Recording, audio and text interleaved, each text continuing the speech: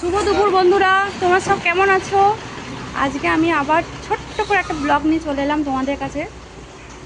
তো আজকে ওয়েদারটা খুব সুন্দর। এই ওয়েদারের জন্য আমার ছেলে সকাল থেকে কান্নাকাটি করছে যে মা বিরিয়ানি খাবো, চলো আজকে বিরিয়ানি করো। করতে ঠিক চাইছিলাম না, তো ছেলের জেদের জন্য আজকে বিরিয়ানি করলাম। দেখো ওয়েদারটা যে খুব সুন্দর, তো বিরিয়ানিটা করেছি, চলো দেখাই কি বিরিয়ানি না করেছি। এই আমার ছেলে বসে আছে,